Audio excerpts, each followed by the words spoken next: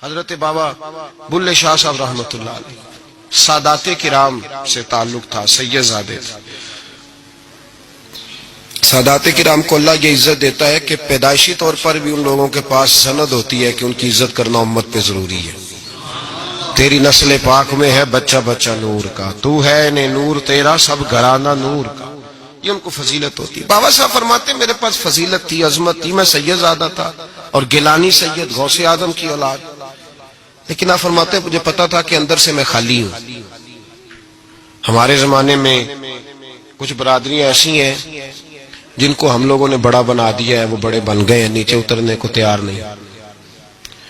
اور میں اکثر کہا کرتا ہوں کہ یہ زیادتی دونوں طرف سے ہوتی ہے۔ اصل مجرم وہ نہیں جو اپنے آپ کو بڑا جانتا ہے، اصل مجرم وہ ہے جو اپنے آپ کو چھوٹا سمجھتا ہے، وہ اصل مجرم۔ تو اس زمانے میں سادات کرام کی بڑی عزت تھی، بڑا نام تھا۔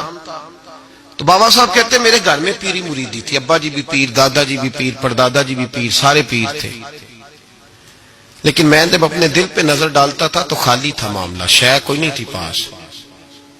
ہاتھ چموا لینا، نذرانہ لے لینا بات ٹھیک ہے، لیکن نہ علم نہ معرفت، کوئی شے نہیں۔ اب فرماتے ہیں میں نے جب پلٹ کے دیکھا نا، پورے علاقے پہ نظر ڈالی تو ایک درویش بابا، ایک سادہ بابا سائیں عنایت قادری، جس کی کوئی بڑا نام نہیں، کوئی بڑی برادری نہیں، اور کام اس کا کیا ہے، رمبا لے لیتا اور سارا دن کھیتوں میں محنت کرتا، لیکن جب مغرب ہوتی تو اس بابے کی مجلس سجتی، اور کہتے ہیں جب ایک دفعہ وہ اللہ کہتا تو اس کی تھاری داڑھی آنسوؤں سے بھر جاتی، اور جب عشاء کے بعد وہ حضور پہ درود پڑھنا شروع کرتا تو لگتا یہ کہ یہ سادہ نہیں پڑھ رہا، یہ مصطفیٰ کی زیارت کر کے درود پڑھ رہا ہے۔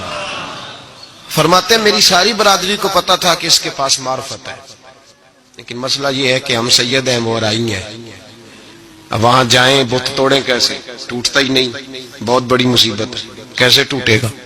لوگ کہیں گے تو مولوی کے پاس جاتا ہے، تو یہ ہو گیا ہے ساری زندگی گناہ کرتے رہو، ظلم کرتے رہو، ہمیں تانے کا ڈر نہیں، درویش کے پاس جائیں تو لگتا ہے کوئی تانا دے گا کہ کدھر چلا گیا، کدھر چلا گیا۔ جے کر یار دے نام دا ملے مینا، انہوں چولی پا لئیے پنجے سٹیے نا، تو یہ کر نار دے نام دی ملے سولی، جھوٹا جھوٹ لئیے پیشانٹیے نا۔ بابا صاحب کہتے ہیں میں روز اپنے آپ سے جنگ کرتا کہ جاؤں کہ نہ جاؤں۔ 2 4 5 لوگوں سے میں نے مشورہ کیا تو کہنے لگے تو سیدوں کو بدنام کرے گا، اب تو سادات کو بدنام کرے گا کہ سید ہو کے کسی کے دروازے پہ جاتا ہے۔ بابا صاحب کہتے ہیں ایک دن لڑتے لڑتے میں تھک ہی گیا، میں چلا ہی گیا، میں نے کہا نہیں، اندر کا بت توڑوں گا تو بات بنے گی۔ کہتے قصور کا میں رہنے والا تھا، اور مجھے سمجھانے کے لیے اچ شریف سے جہاں کہ آپ رہنے والے تھے، جو پچھلا علاقہ تھا، وہاں سے بڑے بزرگ بلائے گئے کہ بلے شاہ کو سمجھاؤ۔ کہتے ہیں وہ بابا جی جب آئے تو میں پہچان گیا برادری کے، قبیلے کے، علاقے کے بڑے۔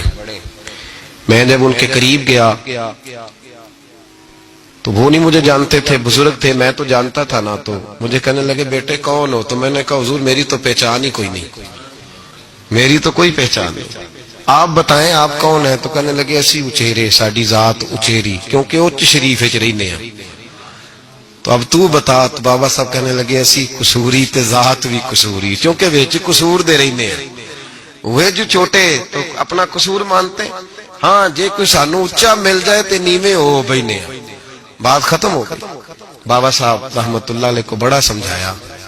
بابا جی کہنے لگے حضور میں کیا کروں؟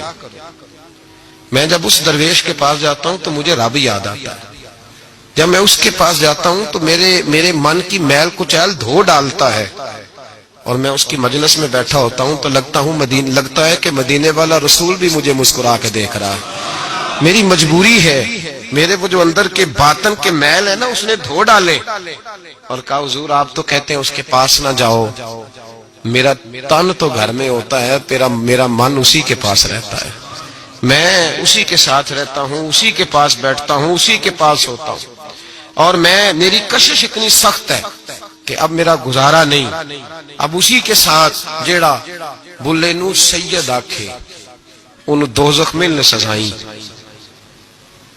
اب اس کی تشریح بڑے بڑے لوگوں نے اپنے اپنے رنگ میں کی ہے، کچھ نے کہا بابا جی نے بد دعا دی ہے، یہ بد دعا ہے، اگر کہا تو الجھ جاؤ گے، لیکن ہے بھی وہ سید، جھوٹ بھی نہیں، کچھ کہتے ہیں بد دعا دی ہے اور کچھ کہتے ہیں انہوں نے اعلان کیا ہے کہ میں اللہ کا ولی ہوں. اگر کسی نے یہ لفظ کہا تو وہ یاد رکھے وہ جڑا بلے نو سید آکھے انہوں دوزخ ملن سزائیں، تو جڑا بلے نو رائیں آکھے وہ جنت پینگا پائیں.